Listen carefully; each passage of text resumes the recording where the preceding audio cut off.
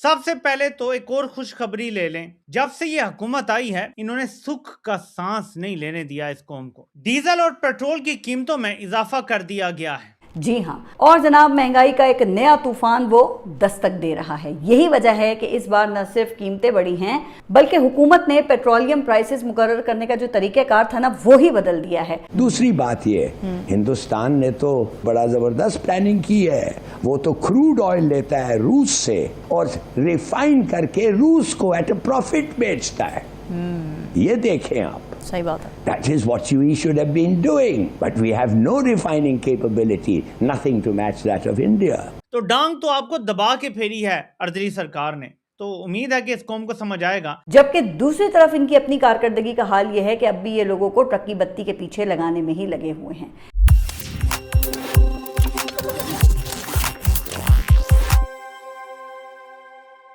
नमस्कार दोस्तों, ताज़ा खबर के एक और नए वीडियो पर आप सभी का दिल से स्वागत है। दोस्तों, पाकिस्तान में एक बार फिर पेट्रोल और डीजल की कीमतें बढ़ गई हैं।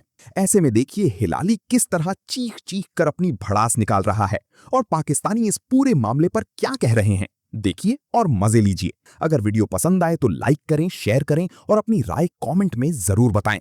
ऐसी ही दिलचस्प खबरों के लिए चैनल को सब्सक्राइब करना बिल्कुल न भूलें। फिर मिलेंगे अगले वीडियो में, तब तक के लिए धन्यवाद। जय हिंद, जय भारत। डीजल और पेट्रोल की कीमतों में इजाफा कर दिया गया है और आपके सामने हाई स्पीड डीजल की कीमत 30 रुपए फी लीटर बढ़ा दी गई है और जो मोटर स्पिरिट है यानी नॉर्मल पेट्रोल है उसकी कीमत में 5 रुपए इजाफा हुआ है। लेकिन नई खबर ये आई है कि आज से पेट्रोल और डीजल की कीमत रोजाना की बुनियाद पे बढ़ेगी या कम होगी। रोजाना। दुनिया में कौन सा ऐसा मुल्क है जो अपनी आवाम को ऐसे लॉलेस स्टेट में, एक तो है ना कि लॉ फॉलो किया जाए, हुकूमत जो कहे वो पंप भी वही करें, अब बताया जा रहा है कि रोजाना प्राइस चेंज होगी। फॉर एग्जांपल, आज प्राइस अगर 353 है, कल अगर इसने 400 तक जाना है तो रात को पेट्रोल वालों को पता चल जाएगा, पंपों को, वो बंद कर देंगे कि यार कल बेचेंगे। कल कीमत ने नीचे आना है तो उस हिसाब से काम होगा। तो पंप वालों को तो पता चल जाता है ना कि क्या कीमत आ रही है, ओगरा क्या तय कर रहा है। इस मुल्क में केओस पैदा करने की कोशिश है। इस मुल्क में पेट्रोल डीजल की लाइनों पे कत्लो गारत करवाने की कोशिश है।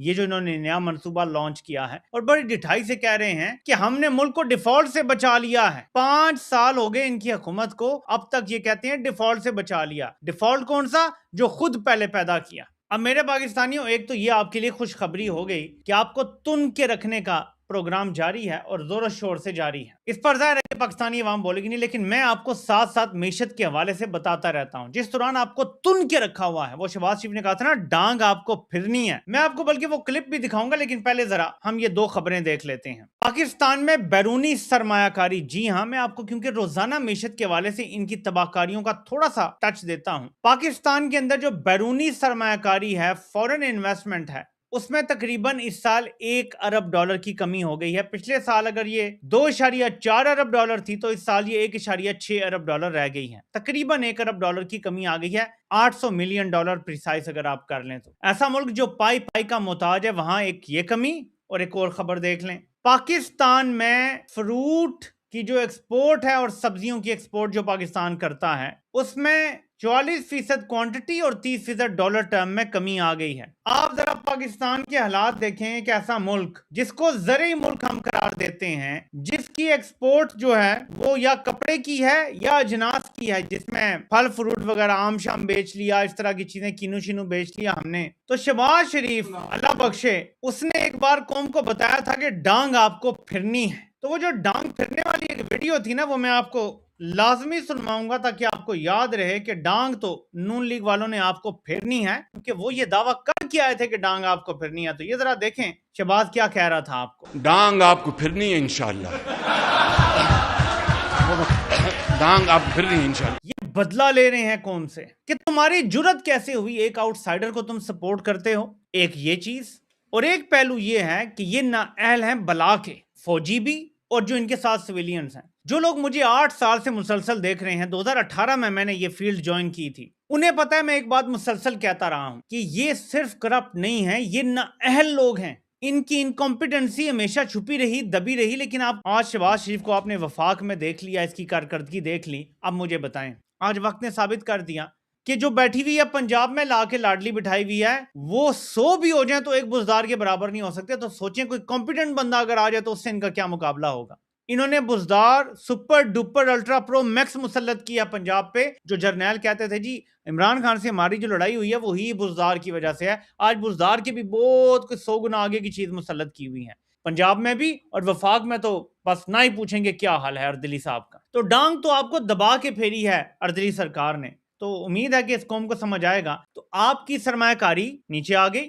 एक्सपोर्ट्स आपकी नीचे आ गई, बेरोजगारी बढ़ गई, गुर्बत बढ़ गई, ठीक है, भूख अफलास बढ़ गया, ठीक है। अब मुझे आप बताएं कि मुल्क कैसे चलेगा, क्योंकि जो अमन लेकर आए थे वहां भी अब आपको दिखा देता हूं। ये है जी तबाही की तस्वीर आई हैं जो ताज़ा तरीन ईरान से। हिलाली से बात बिल्कुल ठीक है कि जो शॉक वेव्स आ रहे हैं जंग के और मिडल ईस्ट में जो सिचुएशन है, पेट्रोल की सप्लाई रुकी हुई है, ये शॉक वेव्स तो पूरे खित्ते में आ रहे हैं ना। हम जिस खित्ते में रह रहे हैं, पाकिस्तान ही क्यों सबसे ज़्यादा इसको एब्जॉर्ब नहीं कर पा रहा है और बाकी खित्ते इसको अच्छे से एब्जॉर्ब करके मैनेज भी कर रहे हैं। बाकी जो साउथ एशियन ममालिक हैं वहाँ पर इस तरह की पेट्रोल प्राइस हाइक नहीं नज़र आ रही हमें। पाकिस्तान का प्रॉब्लम ये है कि वो खुले आके सच द होल ट्रूथ नहीं बोलते।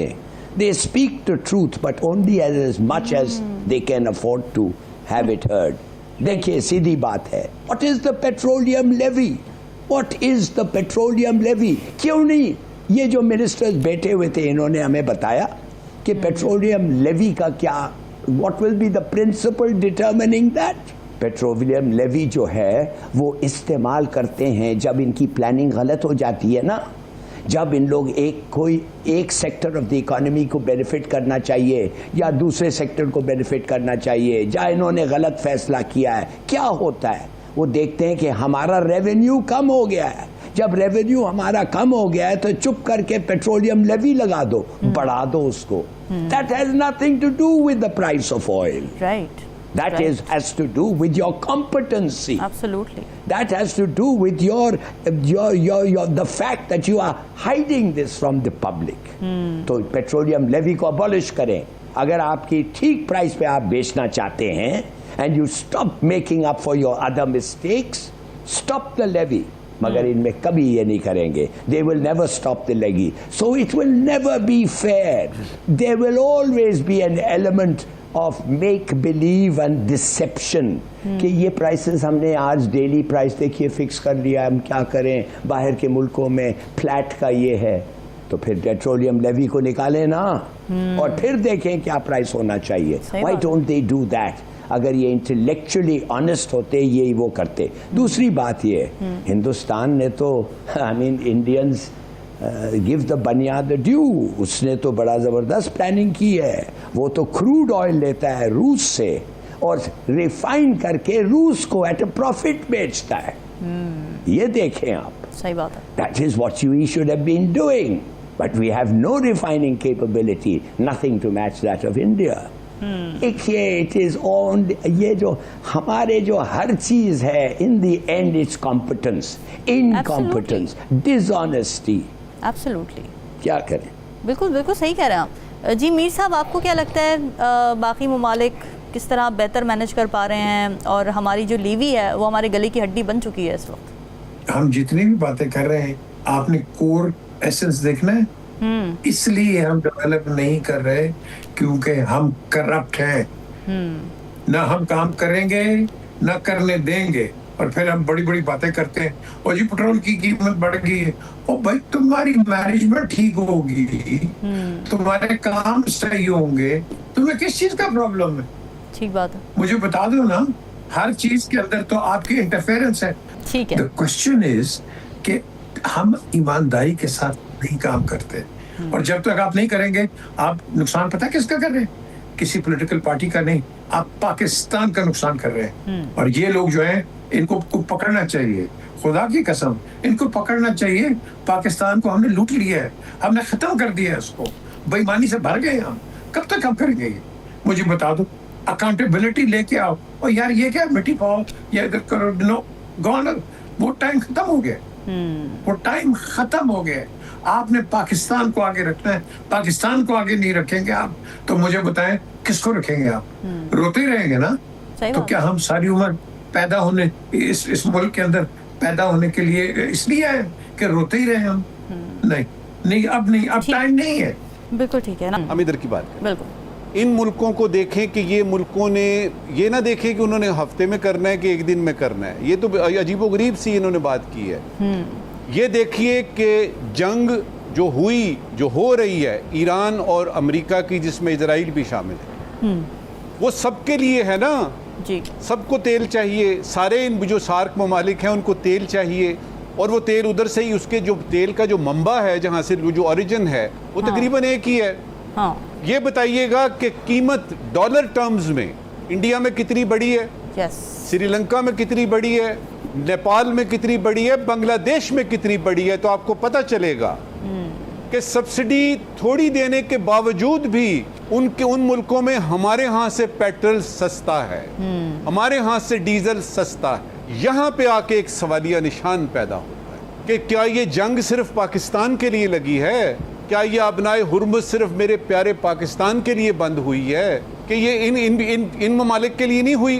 मुझे ये बता दीजिए कि इनके पास कौन सा बोतल का जिन है, और वो जो बोतल का जिन है वो मेरे पास क्यों नहीं है? सही बात। जो बताता है कि देखिए ये सारा कुछ तो आप मजबूर हैं, जंग लगी है। मुझे सिर्फ ये बता दें कि कंपैरेटिवली स्पीकिंग आपके इस सार्क रीजन में जिसमें कि हम मौजूद हैं, बाकी मुल्कों के पास कौन सी गिद्दड़ सिंगी है, बाकी मुल्कों के पास वो बोतल का जिन कौन सा है, तो उसमें से पता ये चलता है कि वहाँ पे सिर्फ ये है कि अवाम पे ज़्यादा बोझ ना पड़े, किसी तरीके से ये बोझ हुकूमत खुद बर्दाश्त करे तो बेहतर। चूंकि यहाँ पे आपको ये बताते हैं कि जी हम चूंकि फितना तो हिंदुस्तान का शिकार हैं और दहशतगर्द मुल्क है एक हिंदुस्तान, जहाँ से सब कुछ होता जा रहा है हिंदुस्तान की तरफ से, जो कुछ हो रहा है पाकिस्तान हिंदुस्तान करवा रहा है। 1991 में हिंदुस्तान आखिरी दफा IMF के पास गया है, उसके बाद वो अपने मुल्क में इस्तेहकाम ले आए। जहां जहां देखें उनकी तहरीकें चल रही थी अलहदगी, उन्होंने बातचीत की, मुज़ाकरात किए, जमहूरियत को फ़रोग दिया, सियासी इस्तेहकाम लाए, और फिर आज उनके एक्सपोर्ट्स देखें। आज वो IMF के चुंगल से मुकम्मल आज़ाद है। 1991 में हिंदुस्तान की मईशत के ये हालात थे कि उनके पास सिर्फ 13 दिन का इंपोर्ट के पैसे रह गए थे, 13 दिन के। लेकिन वो देखिए, और बरतानिया में अपने बैंकों में सोना तक गिरवी रखवा रहे थे। आज गूगल, माइक्रोसॉफ्ट, एप्पल, ऑरेकल, ये सारी बड़ी बड़ी कंपनियां हिंदुस्तान में। अंदाजा करें कि हिंदुस्तान की जो प्राइवेट सेक्टर है वहां पे अपनी मदद आपके तहत वो स्पेस प्रोग्राम में रॉकेट भेज रहे हैं, प्राइवेट सेक्टर। और पाकिस्तान के हालात ये है कि प्राइवेट सेक्टर की प्राइवेट कंपनियां सारी की सारी छोड़ के मुल्क भाग रही हैं। यहाँ चीन की मदद से चीन खला में रॉकेट भेजते हैं और यहाँ घुंघरू मान लिए जाते हैं। मसला सिर्फ एक है, बयानियां बनाना और यहाँ लूट मार करनी। हमें इन्हें सब पता है जो आपसे लूट मार का पैसा कहाँ लग रहा है। रोटी 25 रुपए, नान 35 रुपए। मरियम नवाज के जहाजों सर्जरियों को तो आपको पता है, लेकिन अभी अमेरिका की लॉबिंग फर्म को ट्रंप के करीब पहुंचने के लिए दोबारा $12 लाख सालाना दिए जा रहे हैं कि मदनियात के ज़खायर के लिए सरमायाकारी आएगी। और ट्रंप ने 2 साल से हर किस्म के उठवाने के बाद भी $1 सरमायाकारी नहीं की, $1 भी। और ये $12 लाख मजीद सालाना लगाने के लिए तैयार है। खत्म, बाय बाय, टाटा, गुड बाय, गया।